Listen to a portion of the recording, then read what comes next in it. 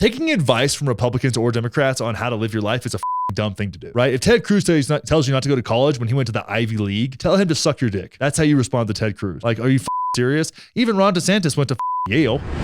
So Biden was accused of buying votes with this whole student debt relief program, right? We had this whole thing where it's $10,000 or $20,000 depending on the situation, which I support. And I don't like the way it was done. And I think there should have been a way, I shouldn't think it should have been paired with reform. I think it should have gone through Congress. And I think it should have been done in a way where it allowed for debate. It definitely not by executive order, and definitely not by the way that he even went about it. It was very strange. And I don't think that one person or a handful of people even should have been, I said this at the time, like should have been the ones responsible for this. I wanted public debate on this. I wanted to see how people went about it. And what I wanted to see here with the student debt relief, right, is a forgiveness of some debt, probably paired or dictated by the amount of interest one has paid on that loan. That way, you're not forgiving debt that has not been stagnant. The more stagnant and the longer the debt has gone on, the more forgiveness somebody is going to get, right, back down to zero. But if someone just got out of college, it would have created, I think, a more robust system. I think it would have been harder to argue, and I think it should have been paired with massive reform. If you allow people that take student loans to declare bankruptcy, that changes the value proposition completely for the lenders. And I think that actually puts us in a better place where less people will go to school. But there's a giant cabal of universities that are trying to provide a amusement park like experience, and it's a joke. The whole thing's a joke. So just not addressing the system and forgiving $10,000, it wasn't the forgiveness that bothered me. I don't give a about that. That's great. And people are like, oh well, it's punishing the. No, it's not. You're stupid. That's dumb. It's a dumb idea. It's a dumb concept, and it's clickbait bullshit, culture war nonsense. Okay, it's dumb. But that being said, it needed to be paired with enough reform that it was one of those things you could take to Congress and get people on the record, and then go from there and say, hey, like, this is something that's overwhelmingly popular, crazy popular, 70, 80%. Even if someone didn't go to college, they could see how this makes sense and can actually benefit them in the future or their kids in the future, right?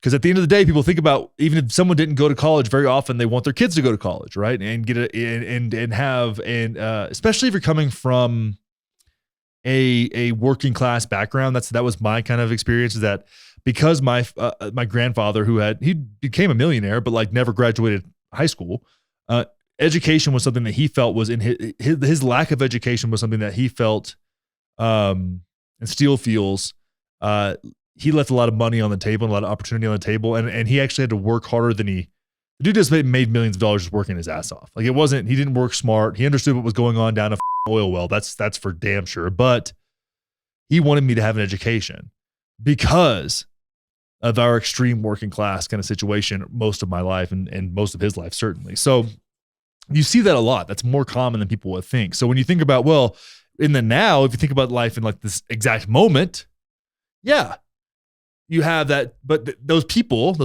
like, if you pair it with reform that's going to be helpful to people, they're not going to mind that situation. It's like, hey, let's right the ship. Let's kind of do as best we can to ease the pain that we've caused with this corrupt bullshit system, and then pair it with reform that leads to more people having this opportunity if they need it or want it.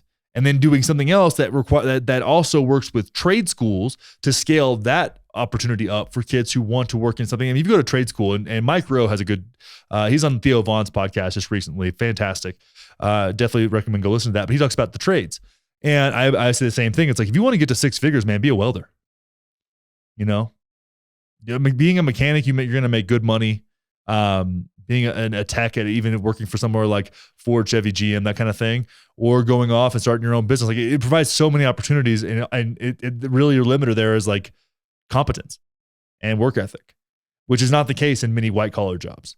There's a lot more bullshit that goes into that whole world. And like, there's something very satisfying that's overlooked about blue collar opportunities and how satisfying they are. Like, I look at this and what I do here, it's like, it never ends, man. it's kind of always, you make a run sheet, you do the show, you do the thing. Whereas I remember the feeling when we'd be breaking out a string of flow line for 3 or 4 days, or we'll be over a weekend even. And there's something you start and it's a line of pipe screwed together, And you go and you take them all apart and you go put them all on a trailer and you go take them to the yard. It's like there's something satisfying about that. All those steps along the way of like seeing something get done. And then you go do another job. And maybe that other job is different. You know, that was the nature of oil field construction. It's something that I really look back on, like, and I try to recreate that in my own life now, whether that's clearing some property out or something like that. There's something about satisfying about that process. But anyways, I digress. A federal appeals court has blocked Biden's student debt relief program nationwide. Again, I think this is probably a good thing. I don't like it because I think that $10,000 of relief would have been really great for a lot of people. I think it was like 4.3 million people or something like that. And we did see a lot of youth turn out for the Democrats. I think that was more of a, they have zero tolerance for the stop the steal nonsense. But a lot of it had to do with like the potential for student debt relief. Like somebody's at least doing something, right? Because the conservatives will sit up, the Republicans will sit over here and complain, but they have no other plan. They said, well, they should have said, instead of doing this, we do this, right? Instead of doing X, we do Y. And then you go, damn, actually Y is a better plan. But no, they just said, this is bad.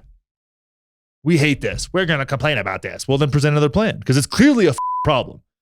It's a big enough problem that people are coming out to vote on the issue, right?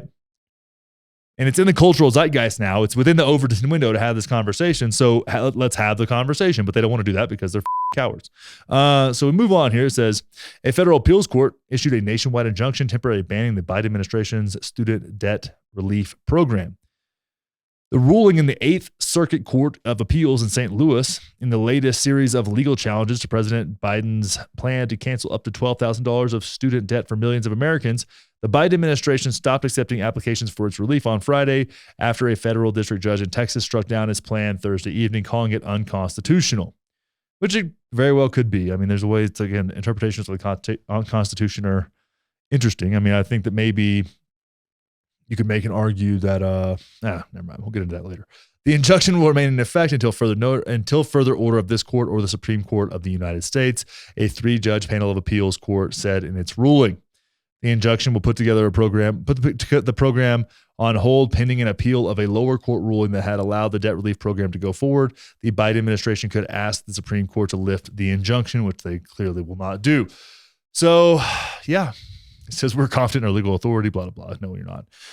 You just like to say that to make everybody else look like a villain. So I wanted to bring this up because really, but most things I said before I even read the article is like the Republicans have no antidote to this. They have no like, hey, we want to do this instead and reform the system. Their solution is less people should go to college. Taking advice from Republicans or Democrats on how to live your life is a dumb thing to do. It's a really dumb thing to do. Right? If Ted Cruz tells you not to go to college when he went to the Ivy League, tell him to suck your dick. That's how you respond to Ted Cruz. Like, are you serious? Even Ron DeSantis went to Yale and was in a secret society. You know what I'm saying? It's like I mean, this thing is called St. Elmo. I don't know what I don't know what the is, but it's weird. You know, it's like, which is fine. I was in a frat. I get it. I wasn't in an Ivy League, but hey, it's like these Ivy League educated heads telling you not to go to college is a little bit hypocritical, don't you think? Don't you think? So you need someone from a working class background to come up and speak for that and create a plan that isn't just about going to a 4-year university. That creates a more competent and capable workforce in this country that can then be the foundation that we build our manufacturing future, our industrial future, our future of ideas, our tech future. Like this is all really important stuff, but there's so many like dirty hands businesses that are so vital to our day-to-day life that we ignore and look down on. And that's a cultural issue that we're gonna have to address. And I think by bringing in trade schools into the conversation, putting this through a robust debate, having a plan put forward that is simple and has majority support in this country is the best thing that the Democrats could have done here. Put the Republicans on in the spotlight, see what they have to say about it, and also appreciate and respect their opinions on the deal, right? But if you make it bipartisan, you do that, and then you put people in the hot seat. Then you say, "Hey, we got this done. Look at this. We can work together. We can make progress without villainizing anybody and having and moving the country forward." But that's just too complicated. That's too difficult in a world that is living in a state of crisis, consciousness. I hope you're having a great day. You know what would make my day really, really good? Is if you subscribe to this channel, turn on post notifications, and like this video. It would mean a lot to me, and it would really help us overcome the content moderation that seems to have a bit of an influence on who sees our videos, when, where, and why. Make your day better, make my day better, and let's just move forward together.